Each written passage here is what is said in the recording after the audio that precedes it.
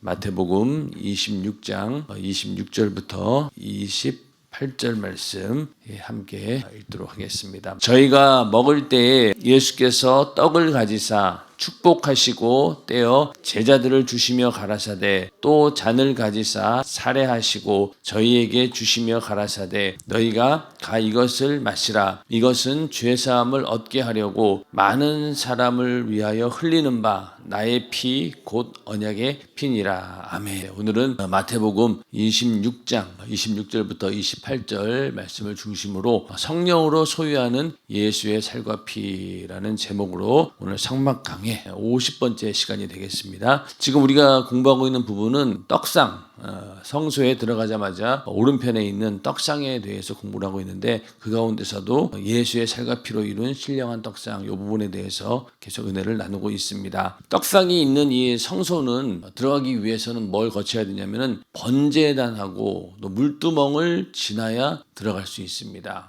그런데 이 성소는 오직 그 제사장만 들어가는 곳입니다. 그래서 안식일마다 이 6덩이씩 두 줄로 하나님 앞에 진설한 이 떡은 제사장이 먹는 양식입니다. 성경에 나와 있는데 우리가 그 레위기 24장 5절부터 9절 말씀을 좀 보면요. 레위기 24장 5절부터 9절 말씀 한번 보면은 너는 고운 가루를 취하여 떡 12를 굽되 매 덩이를 에바 10분 2로 하여 여호와 앞 순결한 상위에 두 줄로 한 줄에 6씩 진설하고 진설하는 방법이 6개씩 이렇게 두 줄로 떡을 진설해 놓아야 된다라고 말씀하고 있고 너는 또 정결한 유향을 그 매 줄 위에 두어 기념물로 여호와께 화제를 삼을 것이며 항상 매 안식일에 이 떡을 여호와 앞에 진설할지니 매 안식일마다 이 떡을 진열해 놓아야 된다는 겁니다. 이는 이스라엘 자손을 위한 것이요 또 영원한 언약이니라. 이 떡은 아론과 그 자손에게 돌리고 그들은 그것을 거룩한 곳에서 먹을지니 이는 여호와의 화제 중 그에게 돌리는 것으로서 지극히 거룩함이니라. 이는 영원한 규례니라. 자, 이렇게 떡을 진설해 놓고 이걸 언제 진설하라는 거예요? 또 안식일마다 이 떡을 진설해 놓으라는 겁니다. 그리고 이것은 아론과 그 자손들 제사장들이 먹게 되어 있습니다. 그들은 그래서 그것을 거룩한 곳에서 성소 안에서 이것을 먹게 되어 있습니다. 자, 제사장들은 이 떡상 주변에 모여서 이 말씀대로 하나님을 경배하고 또 교제하고 그래서 이 교제하면서 이제 떡을 먹었던 거예요. 근데 이제 이 구약 시대 제사장들이 번제단과 물두멍을 거쳐야 비로소 성소에 들어갈 수 있었듯이 지금 구약 시대에는 성소에 들어가는 사람이 제한되어 있었다는 겁니다. 아무나 들어가는 게 아니라 누구만 들어간다고요? 제사장만 들어갈 수 있었던 겁니다. 근데 이제 신약 시대에 와서는 이제 예수께서 십자가에 흘리신 보혈의 은혜를 입어 죄사함 받고 말씀과 성령으로 거듭난 만인 제사장이 되어야 예수 안에서 하나님과 교제할 수 있습니다. 성소 안에서 떡상에 있는 떡을 먹고 거기서 교제할 수 있는 그런 권한이 구약 시대에는 제사장밖에 없었는데 이제는 누가 된다고요? 바로 만인 제사장. 예수의 피로 우리가 죄사함을 받고 하나님의 자녀로 거듭난 우리들이 언제든지 들어가서 제사장이 되어서 하나님과 교제할 수 있다. 떡상에 있는 떡을 먹고 성소 안에서 교제할 수 있고 더 나아가서 어떻습니까? 지성소 안까지도 들어갈 수 있는 권한을 우리에게 주신 거예요. 놀라운 권세죠. 예전에는 성소까지는 제사장 들어갔지만은 지성소는 대제사장만 1년에 한 번씩 공식적으로 들어갈 수 있는 그런 곳이었습니다. 그런데 이제는 우리는 예수의 피의 공로로 하나님의 자녀가 되었고 성소, 지성소 안까지 들어갈 수 있는 그런 권한을 부여받았는데 바로 만인 제사장이라고 하는 자격으로 우리가 들어가는 거죠. 예수 믿으면 우리는 모두가 제사장입니다. 그래서 모든 사람들이 다 예수를 믿는 순간 우리는 하나님의 자녀가 되고 만인 제사장이 된다는 겁니다. 그래서 구약시대 제사장들이 성막 안에 있는 떡상에 모여 그 떡을 양식으로 취했듯이 오늘날 성도들은 교회에 모여 예수 그리스도를 생명의 양식으로 삼아 하나님 말씀을 들어야 합니다. 그래서 우리는 이제 그 제사장들이 그 안에 들어가서 떡상에서 떡을 먹으며 양식을 취했듯이 우리도 교회에 모여서 예수 그리스도를 생명의 양식으로 삼아야 합니다. 그러기 위해서 우리가 하나님 말씀을 들어야 합니다. 생명의 양식을 우리는 취하는 겁니다. 여러분들이 오늘 이 시간에도 와서 말씀을 듣고 예배 드릴 가운데도 우리는 예수 그리스도를 생명의 양식으로 삼는 것이고, 또 여러분들이 또 성경을 읽으면서 하나님 말씀을 접할 때도 어떻습니까? 생명의 양식을 내가 먹고 있는 겁니다. 그래서 많이 먹으면 먹을수록 어때요? 세상의 음식은 먹으면 체하는데 하나님 말씀은 아무리 먹어도 체하지 않습니다.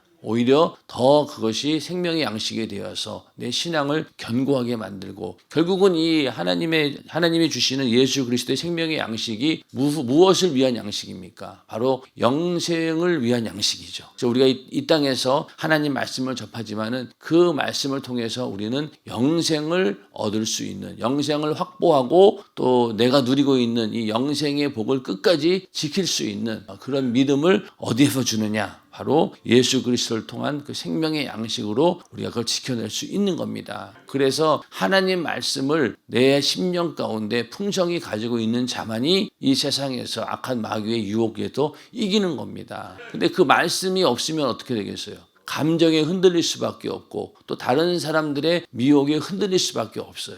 근데 하나님 말씀으로 온전히 세워진 믿음은 어떻습니까? 다른 사람들의 말에 귀를 기울이는 것이 아니라 항상 하나님 말씀으로. 성령의 감동도 어떻게 보면은 하나님 말씀으로 주는 감동이 커요. 여러분들이 막 기도 중에 어떤 사람들은 막 하나님의 음성을 들었다라고 해서 굉장히 좋아하는데, 과연 그 음성이 성경 말씀을 근거했을 때 맞느냐 안 맞느냐가 먼저 점검이 되어야 되는 거예요. 성령의 감동이나 그런 음성도 하나님 말씀을 절대로 초월하지 않습니다. 그런데 많은 사람들이 말씀이 없다 보니까 그게 분별을 못하는 거예요. 이게 정말로 내 속에서 그냥 내가 하는 소리인지 아니면 악한 영이 정말로 나에게 그런 음성을 들려주는 건지 분별할 수 있는 정확한 기준은 하나님 말씀밖에 없는 거예요. 그렇기 때문에 우리가 말씀을 많이 알고 있어야 되고, 또 말씀만 많이 안다고 되는 게 또 아니에요. 왜 그럴까요? 그 말씀을 온전히 분별할 수 있도록 성령으로 충만해야지만이 그 말씀이 온전히 분별되어지고 또 그 말씀이 나에게 생명력이 되는 겁니다. 그냥 말씀만 지식적으로 안다라고 해서 되는 일이 아니라는 거죠. 그래서 하나님 말씀을 우리가 많이 접하고 또 성령 충만함을 위해서 기도하고, 이게 동시에 이루어져야지만이 하나님 말씀이 전부 다 내 안에서 살아있는 생명의 양식이 되는 것입니다. 그래서 우리가 말씀도 많이 접하고 또 그리고 또 기도해서 성령 충만함으로 그 말씀이 우리의 삶 가운데 온전히 이루어지기를 주님의 이름으로 축원합니다. 이렇게 진설병, 떡상에 있는 떡은 제사장들이 언제나 먹을 수 있었는데 이제 신약 시대에는 모든 만인 제사장들이 다 먹을 수 있게 되었다, 이렇게 말씀하고 있습니다. 예수 그리스도의 살과 피를 생명으로 삼고 받아들이는 일이 쉬운 것 같지만 실상은 그렇지 않습니다. 어제도 말씀드린 것처럼 예수님께서 내 살을 먹고 내 피를 받아 마시라 이렇게 할 때 얼마나 많은 바리새인들이 예수를 비난하고 힐난했는지 모릅니다. 또 결과적으로 어떻습니까? 예수를 따르던 수많은 제자들이 그 소리를 듣고 미친 사람 아닌가 이러면서 예수를 떠났다라고 성경은 말씀하고 있죠. 그래서 유대인으로서도 도무지 이해할 수 없는, 한마디로 얘기해서 신성모독적인 말이었기 때문입니다. 그래서 예수님께서 십자가에 달려 그런 사형 선고를 받으신 이유 중에 하나가 내가 바로 하나님의 아들이다, 그리고 내가 하늘에서 내려온 산떡이다, 이런 얘기를 하니까 이게 유대인들로서는 도저히 받아들일 수 없는 그런 신성 모독죄에 해당했던 것입니다. 그래서 홍해를 가르시고 또 여리고 성을 무너뜨리신 하나님, 광야에서 만나를 주시고 반석을 쳐서 생수를 마시게 한 이적의 하나님은 믿었지만 예수를 하나님의 아들로 볼 수는 없었습니다. 당연하지 않겠습니까? 그들은 정말로 하나님의 백성이라고 하는 그런 자긍심을 가지고 살았던 그런 백성들인데, 목수의 아들, 그런 사람이 와서 내가 하나님의 아들이요라고 하니 도저히 받아들일 수 없는 거예요. 그렇게 많은 이적과 표적을 실제로 예수님께서 보여주셨음에도 불구하고 그들은 믿지 못했던 겁니다. 그래서 하나님께서 하신 그 일들은, 수많은 이적은 다 믿었지만은 하나님의 아들 예수를 메시아로 인정하지 못했다는 것이죠. 하늘에서 만나가 내려오는 것을 믿을 수 있어도 예수를 하나님이 주신 하늘에서 내려온 산떡, 생명의 떡으로 보지는 못했다는 말입니다. 제자들도 마찬가지였죠. 예수님께서 십자가에 못 박히기 전에 만찬을 나누실 때 떡을 떼어주시면서 받아 먹으라 이것은 내 몸이니라 하시고 또 잔을 가지고 살해하시고 저희에게 주시면서 너희가 다 이것을 마시라. 이것은 죄사함을 얻게 하려고 많은 사람을 위하여 흘리는 바 나의 피 곧 언약의 피니라. 이렇게 말씀할 때 이거를 제자들도 무슨 말인지 몰랐다는 거예요. 믿지도 않았고 도대체 왜 그러시지? 예수님이 바로 죽음 앞에 있음에도 불구하고 그 죽음이 있다는 것 자체도 그들은 받아들이지 못했고, 그러니 이런 말이 아무리 예수님께 직접 얘기했지만 못 알아들었다는 거예요. 그래서 만약에 이게 믿어졌다라고 하면요, 그들이 도망가지도 않았겠죠. 도망가지도 않았을 겁니다. 그런데 제자들이 이 예수를 생명의 산떡으로 믿게 된 결정적인 계기가 바로 언제냐면은 오순절 마가다락방 성령 강림 사건, 그때야 알게 된 거예요. 여러분들이 사도행전 처음에 보면은 예수님께서 부활 승천하실 때도 언제 이스라엘을 회복하실 겁니까? 이렇게 물어보잖아요. 그러니까 예수님이 부활하시고 나서 이 땅에 제자들과 함께 있으면서도, 그리고 지금 뻔히 하늘로 막 부활 승천해서 올라가는 것 보면서도 어때요? 이 제자들은 예수님께서 이 땅에 왜 오셨는지 그 목적 자체도 몰랐고, 오직 그때까지도 뭘 기대하고 있었다는 거예요. 이스라엘의 정치적인 회복, 로마로부터 해방되기 위한 메시아, 그걸 알고 있었다는 거예요. 그런데 그게 언제 깨졌느냐? 바로 오순절 마가다락방에 성령이 임하면서 그제서야 알게 된 거예요. 인간이 얼마나 무지한지 알 수 있죠. 그래서 우리가 성령의 역사가 없이는요, 우리는 아무것도 할 수 없어요. 예수 믿는 것 자체가 인간의 지식으로는 불가능하다는 사실을 우리는 믿으셔야 돼요. 그러니까 감사가 나오는 거지. 내가 잘나서 내가 그래도 예수를 내가 받아들였으니까 예수 믿는 것 아니겠어? 아닙니다. 예수를 믿는 것도 어떻습니까? 성경 말씀에 보면은 성령이 아니하고는 누구든지 예수를 주시라 할 수 없느니라. 한번 읽어볼까요? 시작. 성령으로 아니하고는 누구든지 예수를 주시라 할 수 없느니라. 자, 여러분들 신앙 고백했잖아요. 그걸 내가 한 게 아니라는 거예요. 누가 했다고요? 성령으로. 그러니까 성령으로 우리는 예수를 믿게 된 거예요. 또 우리가 이 예수 믿는 이 믿음을 유지하는 것도 뭘로 합니까? 성령의 충만함으로 하는 거예요. 그 부활도 어떻게 한다고 그랬어요?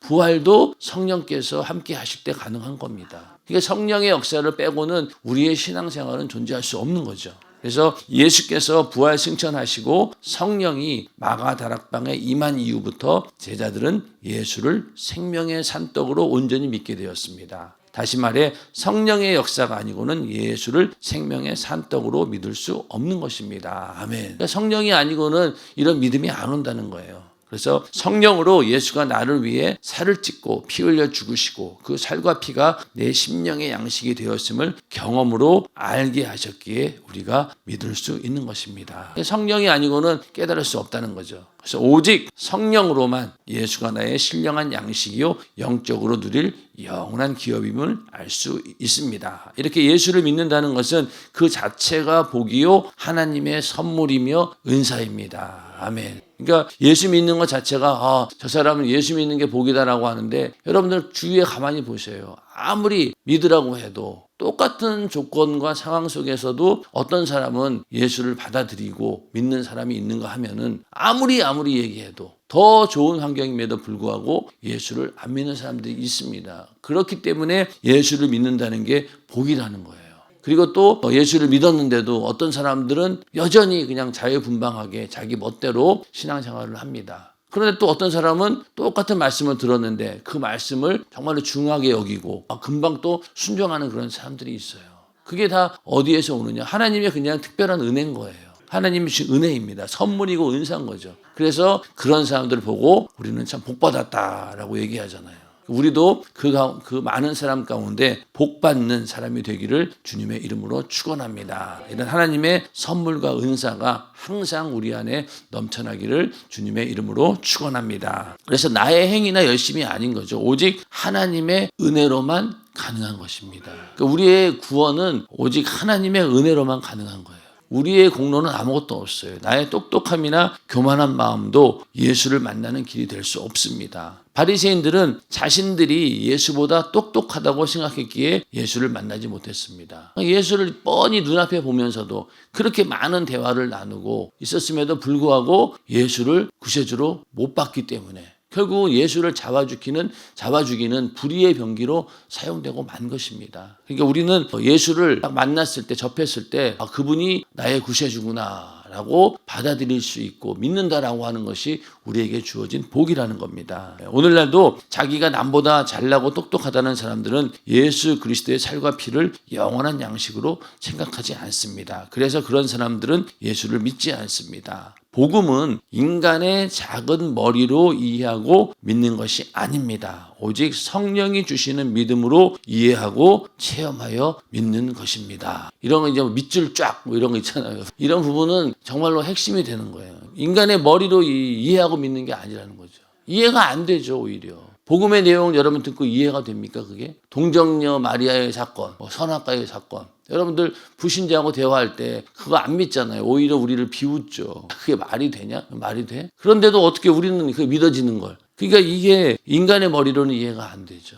이해가 안 됩니다. 그런데 성령이 주시는 믿음으로 이해하고 체험하니까 믿어지는 거죠. 우리가 불신자들을 위해서 기도할 때도 성령께서 그 생각과 마음을 예수 믿게 해주세요. 돌려주세요. 이렇게 기도해야 됩니다. 왜? 성령이 하시는 일이니까. 성령은 불신자에게도 그 심령 안에 들어가지 못하지만은 성령이 역사해서 그 생각과 마음을 돌이켜야지만이 그가 예수 믿을 수 있다는 거예요. 그러니까 우리의 기도도 그냥 막연하게 할 것이 아니라 성령께서 강권적으로 그 강팍한 마음을 무너뜨려 주시고 또 고집스럽고 완악한 하나님을 믿지 않으려고 하는 그 마음이 성령으로 다 무너지고 감동 감화 받아서 그들이 예수 믿기를 원합니다. 이렇게 기도할 때 성령은 역사하십니다. 내 안에 그렇게 이루어진 것처럼 우리가 이렇게 복음을 듣고 믿는 것도 오직 성령이 주시는 믿음으로 이해하고 체험한다라는 사실을 우리가 분명히 알고 늘 성령과 함께하는 삶이 되시기를 주님의 이름으로 축원합니다. 그러므로 예수를 생명의 양식으로 알고 먹고 마시는 자가 누구겠습니까? 예수가 없이는 살 수 없다고 고백하는 겸손한 자입니다. 이게 바로 진정한 겸손이죠.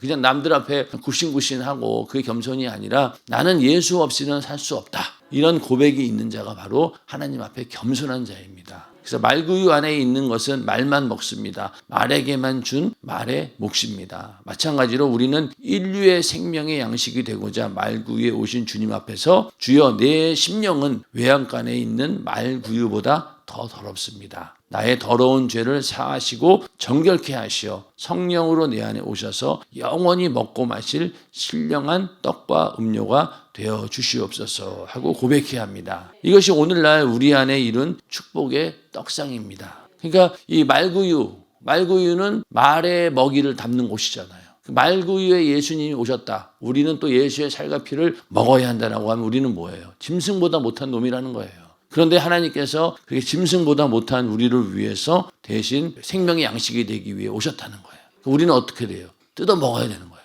뜯어 먹어야 되는 겁니다.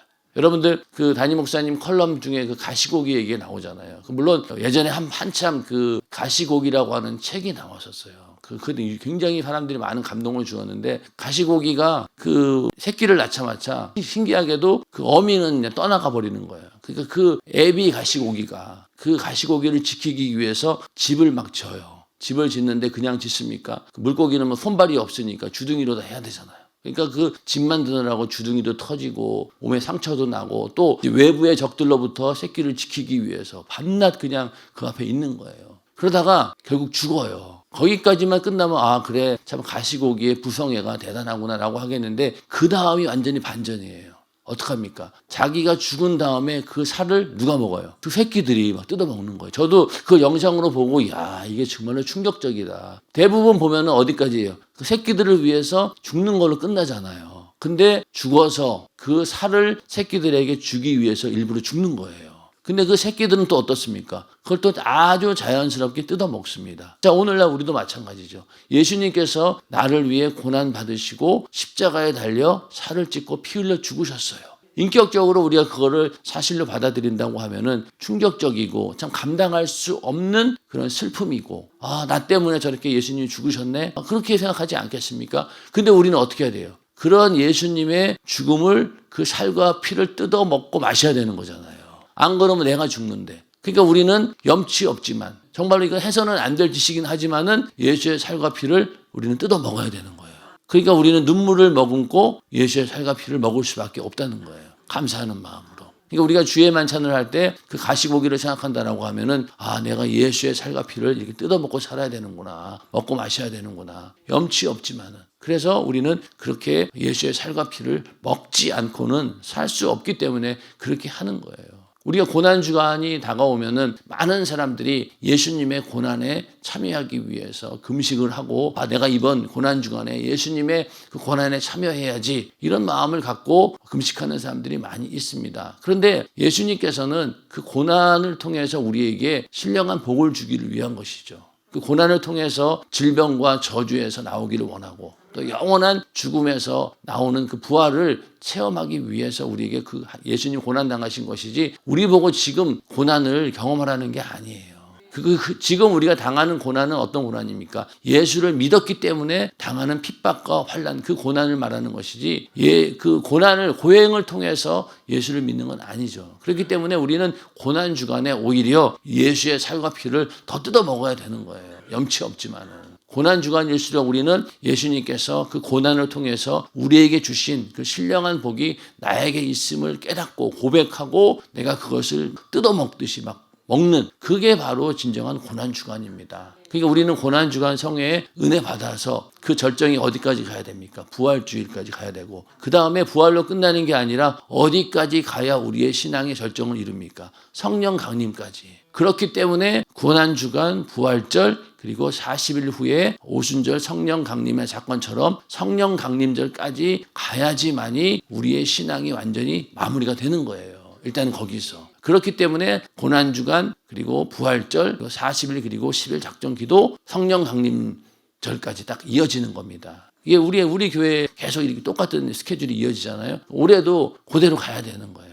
그래야지 우리 안에 이루어진 이 구원의 이 완성된 구원이 다시 한번 내 안에 확실히 있음을 우리가 알고 또 그렇게 매년마다 그런 스케줄로 이어갈 때 우리의 신앙이 흔들리지 않는 것이죠. 작전 기도만 해도 벌써 몇 년째예요? 15년째더라고요. 15년째. 처음에 그거 시작할 때 얼마나 사람들이 말이 많았는지 몰라요. 속으로. 맨날 기도하는데 왜 또 작전 기도냐. 근데 또 처음에는요, 이 강대상에 올라와가지고 50일 동안 있었어요. 여기 특히 이제 부사역자하고 교구장님들은 강대상 위에 올라오라는 거예요. 근데 이제 다른 분들은 앉아서 기도하는데 우리는 무릎 꿇고 기도해야 되잖아요. 근데 그것도 2시간이고 또 50일, 40일 정도 해야 되고 그리고 또 성도들이 다 보고 있잖아요. 다 보고 있으니까 이거 어떻게 할 수도 없는 거예요, 이거. 그러니까 정말로 힘들었어요, 6시는. 근데 벌써 그게 15년이 지났더라고요.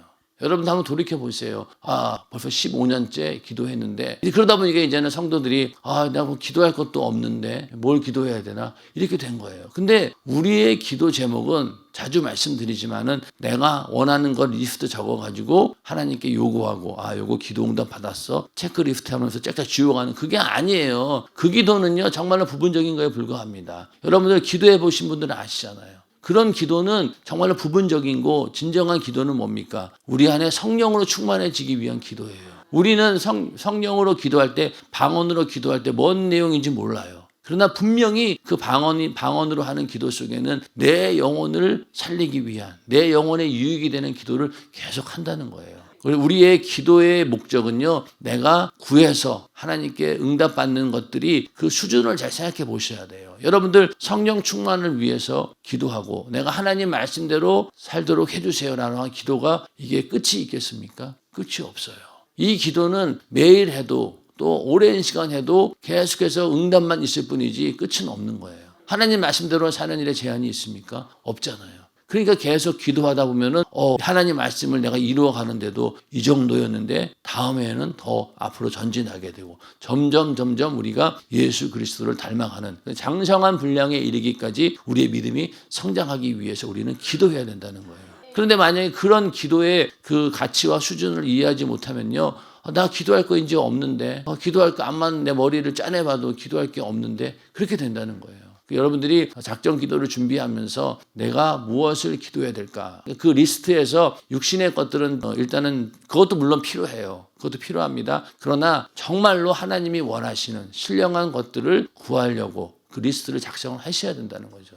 그래서 이번에는 내가 나의 이렇게 부족한 부분이 있었는데 내가 내 속에 있는 이 혈기를 좀 이기고 싶다. 또 내 속에 있는 이 자존심을 좀 이기고 싶다. 이런 구체적인 내 안에 어떤 하나님 말씀으로 나를 만들어야 될 것을 딱 놓고 기도해야 된다는 겁니다. 그래야지 그 기도가 의미가 있는 거죠. 하루에 2시간씩 40일, 거의 40일이면 몇 시간이에요. 그 많은 기도 동안 여러분들이 원하는 거 리스트로 뽑아도 그거는요 부분적인 것밖에 안 돼요. 그거는 하루에 5분만 해도 다 거덜날걸요. 그런 기도 제목들은. 그러나 내 안에 있는 영적인 기도는요 무한정할 수 있다는 겁니다. 그래서 이번 40일 그리고 10일 작정 기도에도 여러분들이 신령한 그런 기도 제목을 가지고 기도해서 내가 예수 안에서 성령의 사람으로 만들어지는 그런 역사가 있기를 주님의 이름으로 축원합니다. 그래서 과거에는 성소 안에 떡상이 있었으나 지금은 우리 심령에 성령이 거하심으로 하나님의 거룩한 전이 되어 내 안에 떡상을 이루었습니다. 떡상이 우리 안에 있다는 거죠. 그때부터 내 안에 있는 예수를 전하지 않고는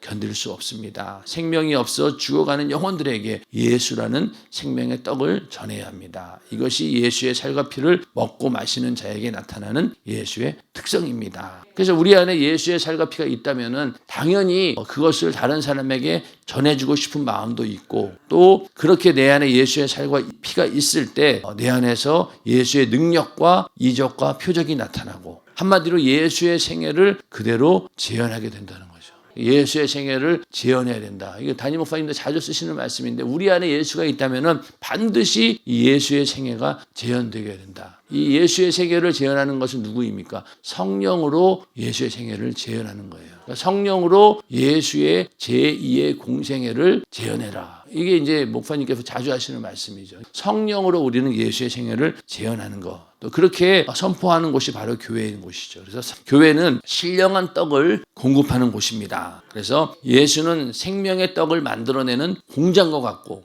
교회는 그 떡을 나눠주는 떡집이고 우리는 그 떡집에 속한 소매상이라 할 수 있습니다. 그리고 이 떡은 무제한 공급될 수 있습니다. 금방 이해가 되시죠? 예수님이 떡을 만들어내시고 교회는 그 떡을 나눠주는 떡집이고 그리고 우리는 그 물건 떼어다가 떡 파는 소매상들이라는 거예요. 근데 이게 제한이 없다는 거예요. 제한이 없다는 거. 그러니까 이거 세상에서는 이 떡 파는 것도 수완이 좋은 사람들은 많이 팔고 그러겠지만 우리는 일단은 순종하고 하나님께서 하신다라고 믿음 가지고 나가면은 얼마든지 무제한 공급할 수 있다는 겁니다. 그러니까 전도의 능력 이런 것도 뭐 내가 많이 배웠기 때문에 그게 기준이 아닌 거죠. 정말로 구력의 열정을 가지고 주님과 함께 하고자 하는 자 그런 자에게 하나님께서는 무제한 공급한다는 거예요. 그 소매상은 불티나는 거지. 오늘 떡 갖고 나가는데 금세다 팔아가지고 중간에 가서 또 가져가고. 그렇게 부지런한데 어떤 사람은 아무리 해도 재고만 쌓이고 팔지를 못해. 그럼 어떻게 해요? 문 닫아야지 뭐. 그러니까 우리는 그런 사람이 아니라 부지런히 날라가지고 이게 정말로 이 물건 대기가 바쁘다. 이런 소매상이 되어야 됩니다. 그래야지 우리가 내가 전도하는 일에 쓰임 받고 있구나 할 수 있다는 거죠. 그리고 이 떡은 쉬거나 썩지도 않아요. 우리도 보면은 이제 뭐 행사를 위해서 떡을 시키잖아요. 그러면 주일날은 이제 못 가져오니까 토요일날 이제 떡을 시키면은 이 떡이 참 신기하게도 하루 좀 지나면 날씨가 좀 따뜻하고 그러면 어때요? 금방 쉬어버리잖아요. 예전에 그 주일날 저녁 때 이제 떡을 주는데 그 떡이 살짝 쉰 거예요. 근데 성도들은 또 기가 막히게 알더라고. 담임 목사님 입장에서 어지간하면 그냥 먹었으면 좋겠는데 신기하게도 뭐 떡이 쉬었네 막 이러니까 이제 안 되겠다. 이제 떡은 안 되겠다. 빵으로 돌렸잖아요. 그런 것처럼 떡은 금방 쉬지만은 이 예수의 떡, 예수의 생명은 쉬지도 않아요. 무제한입니다. 그리고 거저줄 수 있어요. 돈 드는 게 하나도 없습니다. 누구든지 와서 값없이 먹게 해야 합니다. 이것이 바로 전도입니다. 생명의 떡을 예수라고 하는 생명의 떡을 나눠주는 전도가 우리 안에 있기를 주님의 이름으로 축원합니다. 주님께서는 의에 줄이고 목마른 자는 배부를 것이라 하시면서 누구든지 예수께로 오라고 지금도 초대하고 계십니다. 우리는 어떤 일이 있어도 이 땅에 사는 동안 영의 양식과 음료가 없어 굶주리는 자가 되지 말고 내 안에 진설한 예수 그리스도라는 생명의 떡과 음료를 마음껏 먹고 마시고 나아가 그 신령한 떡과 음료를 많은 사람에게 전하는 자가 되어야 합니다. 아멘. 자, 여러분들 우리의 심령 가운데 성령이 임하시는 순간 우리 안에도 이 신령한 예수의 살과 피의 떡상이 완전히 차려진 거예요. 내가 먼저 그것을 마음껏 먹고 마셔야 되고 이제 이것을 다른 사람에게 또 전달해 줘야 된답니다. 주어야 되는 거죠. 그러면 이 예수의 살과 피는 제한 없다는 거예요. 오병이어의 이적처럼 그냥 계속 나눠줘도 끝이 없다는 거예요. 우리 안에 벌써 이미 성령의 역사로 내 안에 오병이어의 이적이 이루어진 겁니다. 이제 우리는 무제한 믿음으로 주면 되는 거예요. 그럼 만나는 사람마다 예수의 살과 피를 주었을 때 그걸 먹고 예수 믿게 되고, 그렇게 하다 보면은 또 그 사람들이 다시 교회에 와서 자기도 이제 여기서 양식을 취해서 또 그걸 가지고 또 나가는 거예요. 그렇게 해가지고 교회가 부흥되는 겁니다. 그래서 여러분들에게 그러한 예수 그리스도의 생명, 떡과 음료를 제한 없이 전하는 전도자의 삶을 오늘도 사시기를 주님의 이름으로 축원합니다.